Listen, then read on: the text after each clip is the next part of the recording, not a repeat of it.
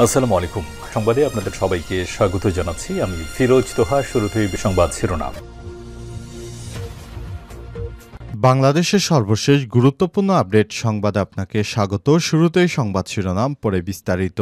শুরুতেই জানাবো, মাগুরায় ধর্ষণের শিকার শিশুটির মৃত্যুতে প্রধান উপদেষ্টার শোক। মাগুরায় ধর্ষণের শিকার শিশুটির মৃত্যুতে শোক জানিয়েছেন অন্তর্বর্তীকালীন সরকারের প্রধান উপদেষ্টা অধ্যাপক ড মোহাম্মদ ইউনূস। বৃহস্পতিবার ১৩ মার্চ প্রধান উপদেষ্টার প্রেস উইং থেকে তথ্য জানানো হয়েছে। এরপর জানাবো, পুলিশের কোনো রাজনৈতিক আনুগত্য নেই, বিএনপি আওয়ামী লীগ বুঝি না বললেন আইজিপি। বাংলাদেশ পুলিশের মহাপরিদর্শক আইজিপি বাহারুল আলম বলেছেন, সরকারি কর্মকর্তা হিসেবে পুলিশের কোনো রাজনৈতিক আনুগত্য নেই। আমি বিএনপি আওয়ামী লীগ বুঝি না ৫ই অগস্টের আগে পুলিশের রাজনৈতিক আনুগত্যের জন্য কলঙ্কিত হয়েছে। এটা করে পুলিশ মানুষের বিরুদ্ধে গেছে। কিছু লোকের উচ্চাভিলাষ, অন্ধ এবং অন্যায় অনুগত্যের জন্য এটা হয়েছে। তাদের ভুলের জন্য কাজ করতে গিয়ে পুলিশকে মরতে হয়েছে। এদিকে বিএনপির দাবি, আওয়ামী ফ্যাসিস্ট গোষ্ঠীর ব্যবসায়িক শেল্টার দিচ্ছে দুটি দল। আওয়ামী ফ্যাসিস্ট গোষ্ঠীর ব্যবসায়িক প্রতিষ্ঠানগুলোকে একটি ইসলামী দল, একটি নতুন অর্থাৎ শিক্ষার্থীদের দল নাকি শেল্টার দিচ্ছে, এমনটাই তথ্য তুলে ধরে বৈঠকে বিএনপির নেতারা বলেছেন, এর পেছনে দল দুটোকে আর্থিক সুবিধা দেওয়ার প্রমাণ তারা খোঁজ করে পেয়েছেন। জানাবো, আজ বিকেলে ঢাকায় আসছেন জাতিসংঘের মহাসচিব। এই সফরকালে বাংলাদেশে ক্রমবর্ধমান কূটনৈতিক মর্যাদা এবং আন্তর্জাতিক মঞ্চে রোহিঙ্গা সমস্যার মতো দেশ যেসব চ্যালেঞ্জের মুখোমুখি হচ্ছে তা তুলে ধরা হবে বলে আশা করা হচ্ছে। এদিকে চুয়েটে ছাত্রলীগের সাবেক ৬ নেতাকর্মীর বিরুদ্ধে মামলা। ২০১৮ সালে ঘটে যাওয়া কিছু ঘটনাকে কেন্দ্র করে চট্টগ্রাম প্রকৌশল ও প্রযুক্তি বিশ্ববিদ্যালয় চুয়েট সাবেক ৬ নেতার বিরুদ্ধে দুটি পৃথক মামলা করা হয়েছে। চুয়েটের ২০১৩-১৪ শিক্ষাবর্ষের কম্পিউটার বিজ্ঞান ও প্রকৌশল বিভাগের শিক্ষার্থী মোহাম্মদ মাহমুদুল ইসলাম ও জামিল হাসান এসব মামলা দায়ের করেন।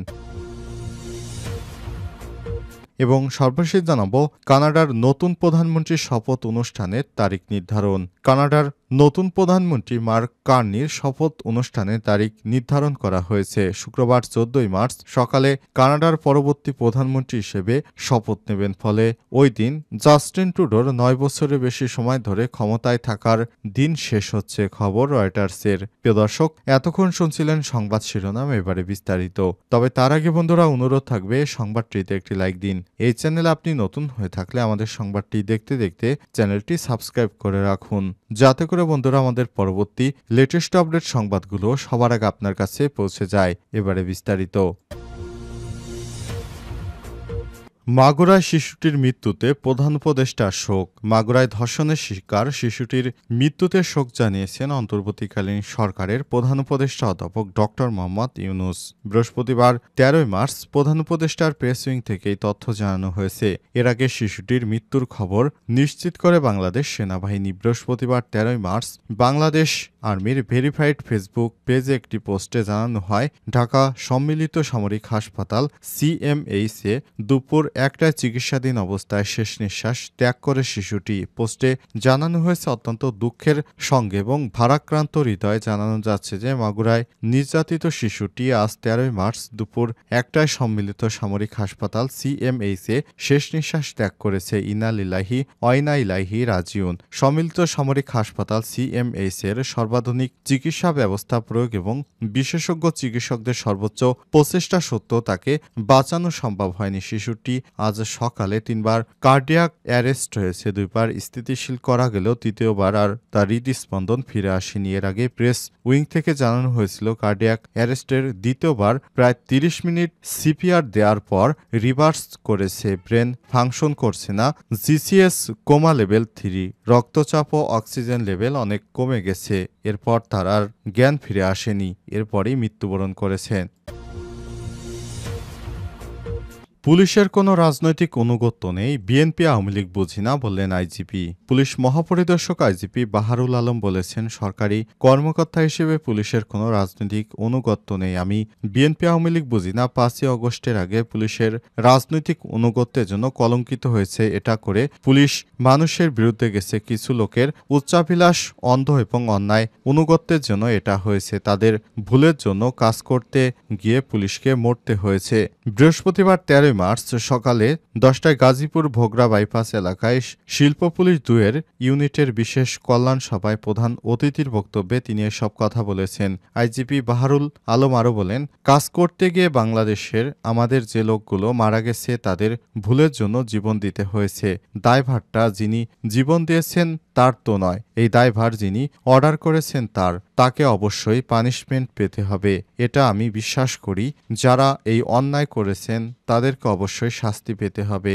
যিনি বাধ্য করেছেন, এই কাজটা করেছেন, আমার বিশ্বাস আদালত থেকে ন্যায় বিচার পাবেন। আইজিপি আরও বলেন, আমাদের কাজ করতে দেন, অনুগ্রহ করে আমাদের উপর আক্রমণ করবেন না। পুলিশ সবসময় জনগণের বন্ধু হিসেবে কাজ করবে। 5ই অগস্টের আগের পুলিশ আর বর্তমান পুলিশ এক নয়। পুলিশকে কাজ করতে দিন, তার কাজের স্বাধীনতা দিন। কাজ না করলে পুলিশ যদি ঠিকমতো দায়িত্ব পালন না করে তাহলে দেশে আরও অরাজকতা বেড়ে যাবে। দুষ্কৃতকারীরা এই সুযোগটি নেবে বলেও জানান তিনি। এজন্য পুলিশকে অবশ্যই নিয়ম শৃঙ্খলা অনুযায়ী কাজ করতে দিতে হবে। পুলিশ আইন অনুযায়ী কাজ করবে। কেউ আইন নিজের হাতে তুলে নেবেন না। সবসময় প্রশাসনকে সহযোগিতা করুন, তা না হলে দুষ্কৃতকারীরা দেশটাকে আরও অস্থিতিশীল করে তুলবে। বিএনপির দাবি, আওয়ামী ফ্যাসিস্ট গোষ্ঠীর ব্যবসায়িক শেল্টার দিচ্ছে দুটি দল। আওয়ামী ফ্যাসিস্ট গোষ্ঠীর ব্যবসায়িক প্রতিষ্ঠানগুলোকে একটি ইসলামী দল, একটি নতুন দলের নেতারা শেল্টার দিচ্ছে, এমন বক্তব্য তুলে ধরেছে বিএনপি। অর্থাৎ খোলাখুলি করে বলতে গেলে বিএনপি সরাসরি জামাত ইসলাম ও শিক্ষার্থীদের নেতৃত্বে গঠিত নতুন রাজনৈতিক দল আওয়ামী ব্যবসায়ীদের শেল্টার দিচ্ছে, এমনটা মনে করছে বিএনপি।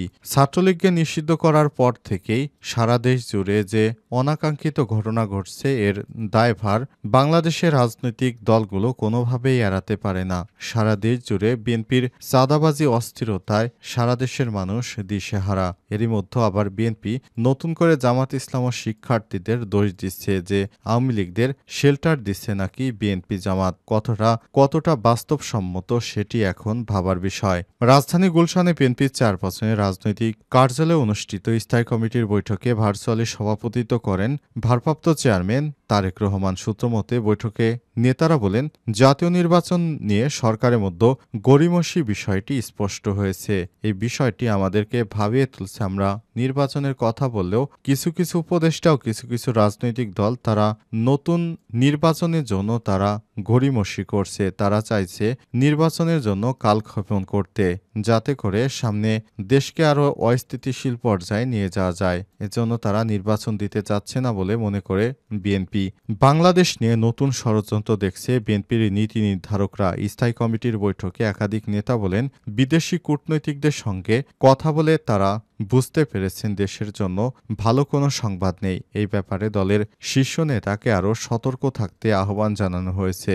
নেতারা বলেন, আওয়ামী ফ্যাসিস্ট গোষ্ঠীদের ব্যবসায়িক প্রতিষ্ঠানগুলো ইসলামী দল ও একটি নতুন দল শেল্টার দিচ্ছে। এরা এখন একযোগে বিএনপির বিরুদ্ধে কাজ করছে। ফলে বিশৃঙ্খলা কমেনি, আইনশৃঙ্খলা পরিস্থিতির অবনতি ঘটেছে। বিকেলে ঢাকায় আসছেন জাতিসংঘ মহাসচিব। এই সফরকালে বাংলাদেশের ক্রমবর্ধমান কূটনৈতিক মর্যাদা এবং আন্তর্জাতিক মঞ্চে রোহিঙ্গা সমস্যার মতো যেসব চ্যালেঞ্জের মুখোমুখি হচ্ছে তা তুলে ধরা হবে বলে আশা প্রকাশ করা হচ্ছে।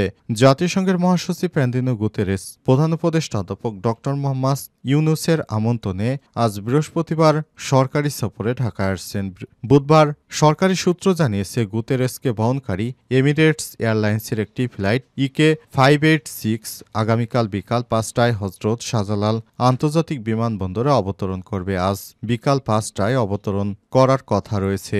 সূত্র থেকে জানা গেছে, জাতিসংঘের মহাসচিব এর আগে বাংলাদেশে একবার এসেছিলেন। এটি তার দ্বিতীয় সফর। অ্যান্তোনিও গুতেরেস, যিনি বাংলাদেশে আসার পর রোহিঙ্গা প্রত্যাবর্ষণ সমস্যা নিয়ে কাজ করবেন, এছাড়াও তিনি আজ রোহিঙ্গাদের সঙ্গে ইফতারের একটি আয়োজন করেছেন প্রধান উপদেষ্টা। সেখানে প্রায় 1 লক্ষ রোহিঙ্গাদের সঙ্গে নিয়ে ইফতার করবেন প্রধান উপদেষ্টা এবং জাতিসংঘের মহাসচিব অ্যান্তোনিও গুতেরেস। এরপর অ্যান্তোনিও গুতেরেস জাতিসংঘের বাংলাদেশি কার্যালয়ে যাবেন এবং প্রধান উপদেষ্টা অধ্যাপক ড. মোহাম্মদ ইউনূসের সঙ্গে জরুরি বৈঠক করবেন। এরপর তিনি বাংলাদেশের বিভিন্ন স্থান ঘুরে ফিরে দেখবেন, বিভিন্ন বিষয় নিয়ে আলাপ আলোচনা করবেন এবং 4 দিন রাষ্ট্রীয় সফর শেষে আবার তিনি যুক্তরাষ্ট্রের উদ্দেশ্যে ফিরে যাবেন, এমনটাই জানিয়েছে প্রধান উপদেষ্টার প্রেস সচিব। ড. মোহাম্মদ ইউনূসকে যেভাবে এসএসএফ-এর সদস্যরা নিরাপত্তা দিয়ে থাকেন, জাতিসংঘের মহাসচিব অ্যান্তোনিও গুতেরেসকেও সেভাবে এসএসএফ-এর সদস্যরা নিরাপত্তা প্রদান করবেন বলে জানানো হয়েছে। তিনি বাংলাদেশের রাষ্ট্রের গুরুত্বপূর্ণ অতিথি হিসেবে ঘোষণা করেছেন প্রধান উপদেষ্টা।